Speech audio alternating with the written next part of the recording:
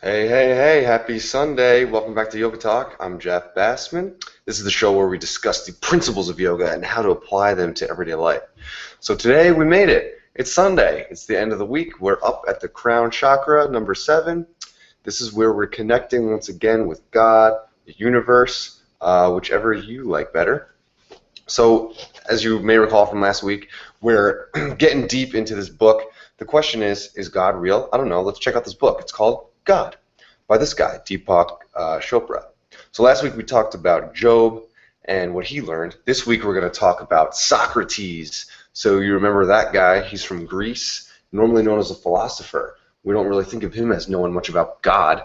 So let's dive right in and hear what Socrates had to say. So I'm going to skip a little bit to page 44, and this is where Socrates met his teacher, this ugly, raggedy-looking chick named Diotima, who taught him a very important lesson. So let's get to it. She says, "Most men are condemned, as you can see, but it's a strange prison that holds them, because each inmate has been handed the key to his cell. We get the key when we're born, and we can escape any time we choose." "Then why don't we?" Socrates asks.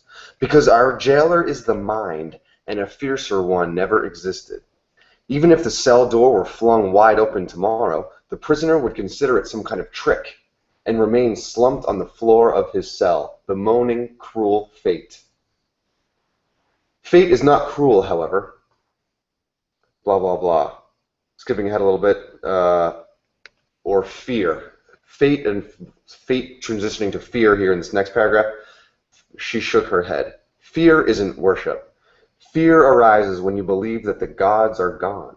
An absent God can be malicious or vengeful. He could be the hidden reason your crops failed or your house burned down. Anything is possible when humans are no longer connected to the gods." Socrates replied, "I could argue the opposite. The gods are amused by our ruin. They watch us murder and go to war, but do nothing to stop us. How can you claim that they want our happiness? Where's the proof?" Blah, blah, blah, blah, blah. "It can't be proven that the gods want us to be happy," said Diotima. Skipping ahead a little bit, it says,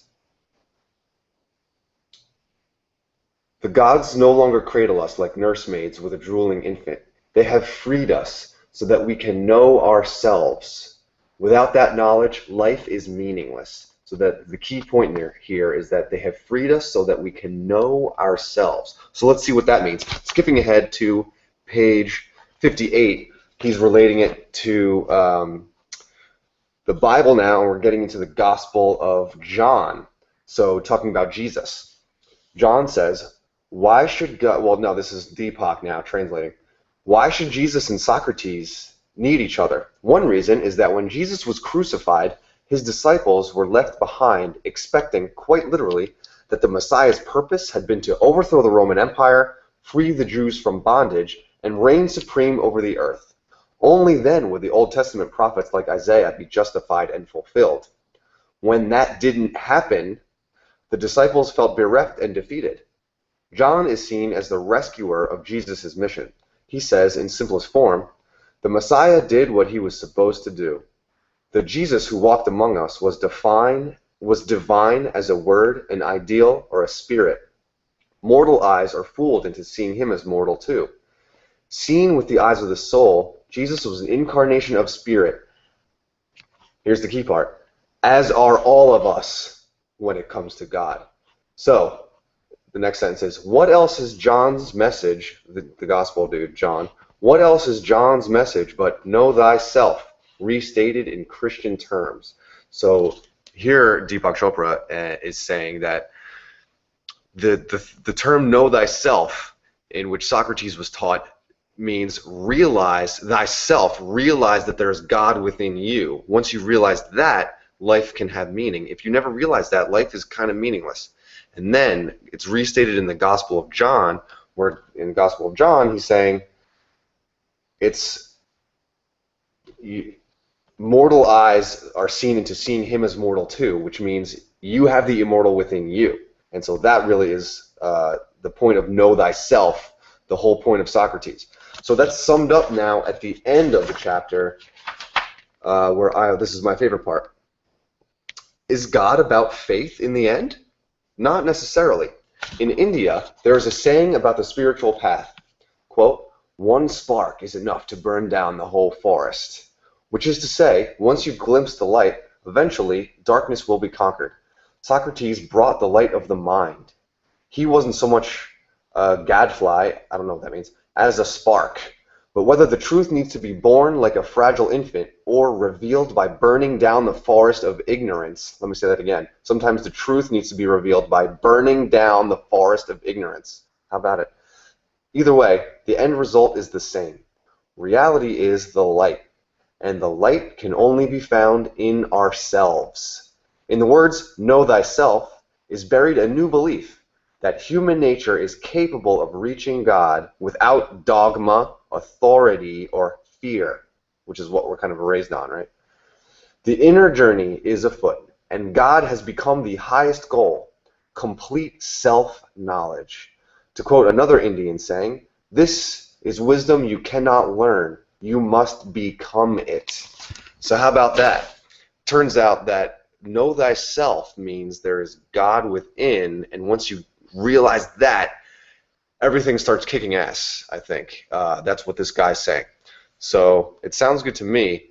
Another point from that chapter was that,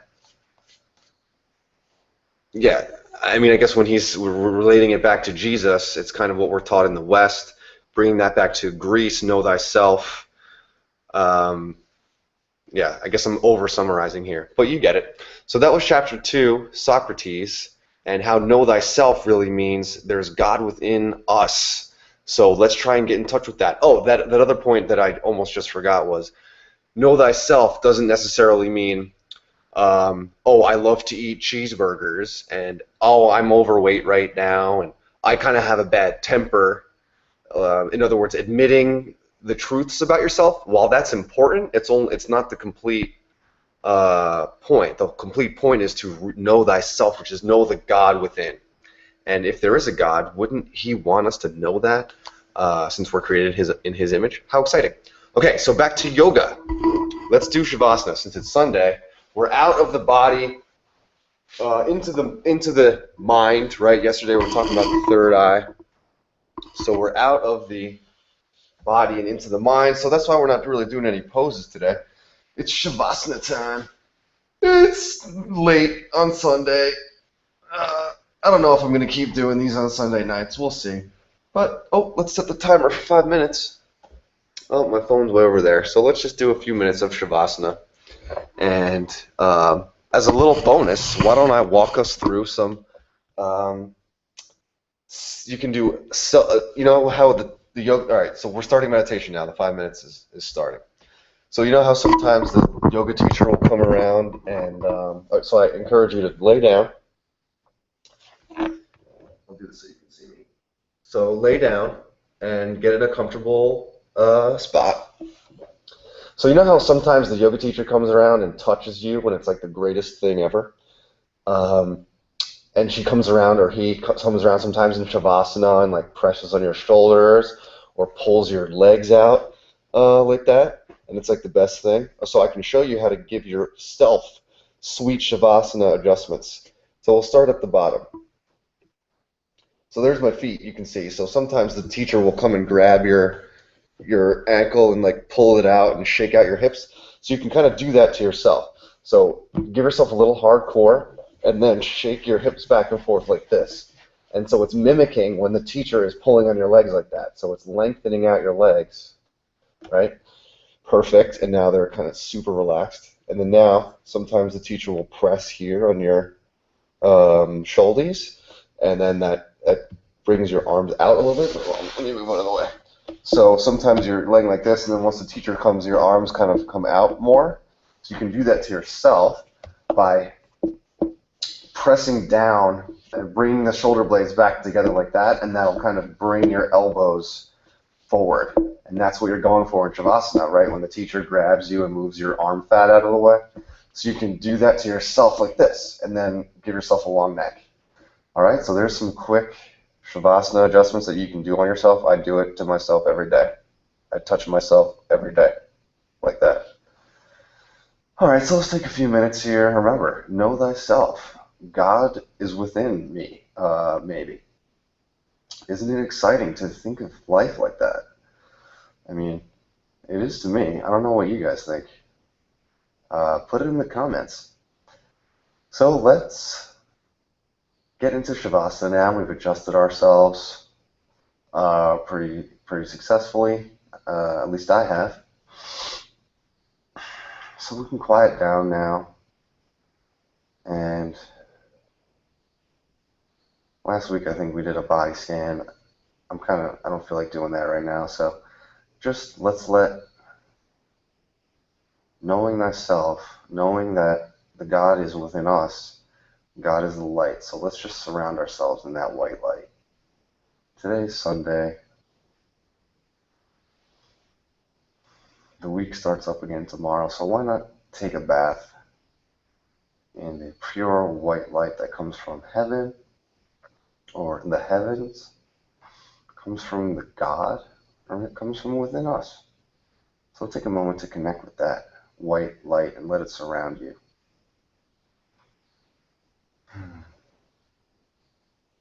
Warm you up a little bit. So for me, it feels good. I hope for you guys too. I'm going to take 5 here.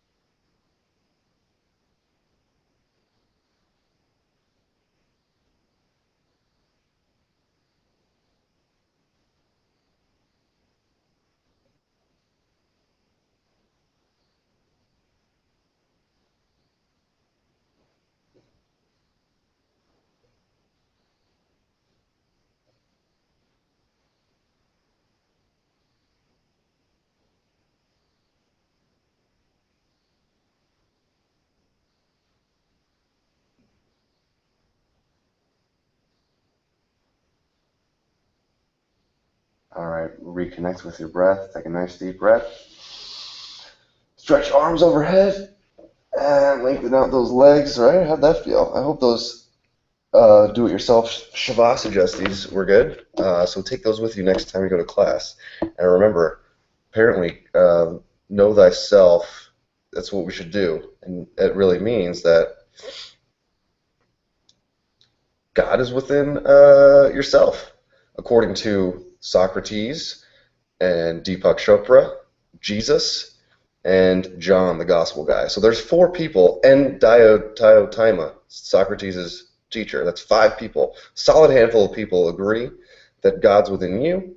So let's use that tomorrow when Monday is sucking, right? Well, we'll get to Monday tomorrow, but use that to have a good rest of the night.